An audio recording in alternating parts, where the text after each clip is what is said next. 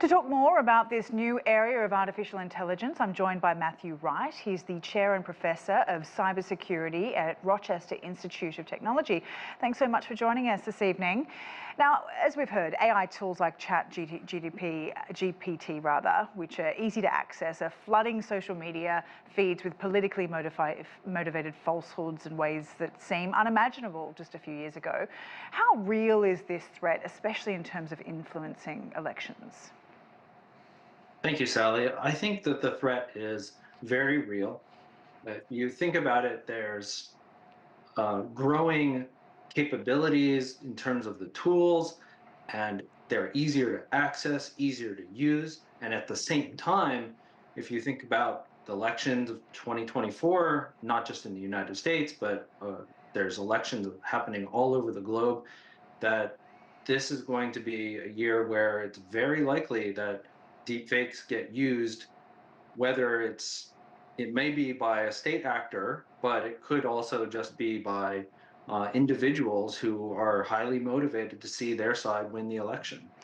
But even though, these tools are so good at creating these very manipulative images, is it not true that most of the time they're debunked? So is the issue that message that these images or information are fake, that message is not getting to the public, or is it also that, people have already made their minds up, and that even if these images are real, they're probably not going to change their mind in the end anyway? Well, I think there's a combination of things going on, like you're discussing. So, first of all, if you see something, a video of something, a week later, and even if someone tells you, oh, that was fake, a week later, you've remembered what you saw in the video, but you forgot the part where they said it was fake.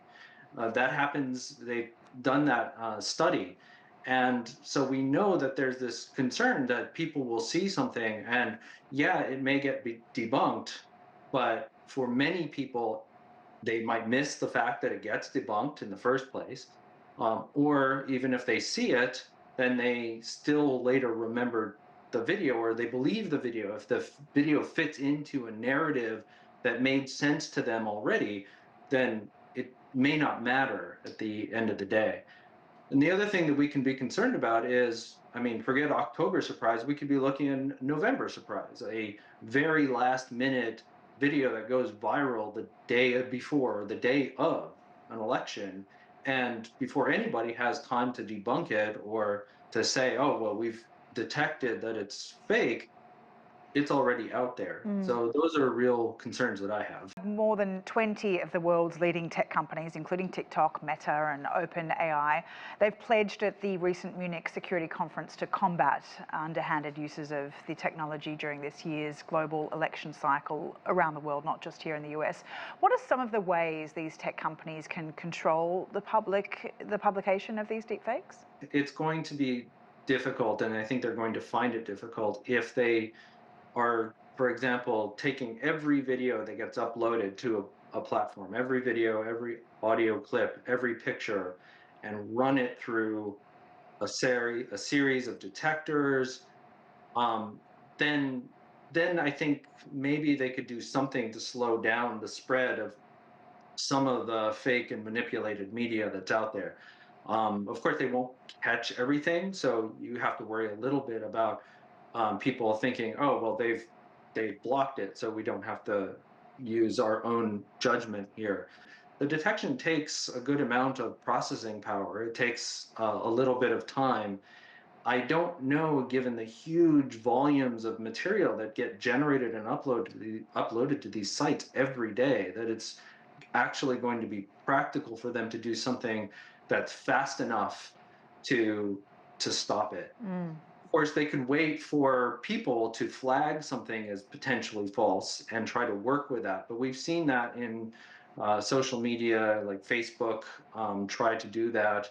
And it takes just too long to come up with a judgment. So Right. I'm not very optimistic at this stage. So we've obviously talked a lot about the damage that deepfakes can do, being, a very problematic issue. Is there some examples you can give us in terms of how AI and this kind of manipulative technology can be a positive thing? Sure.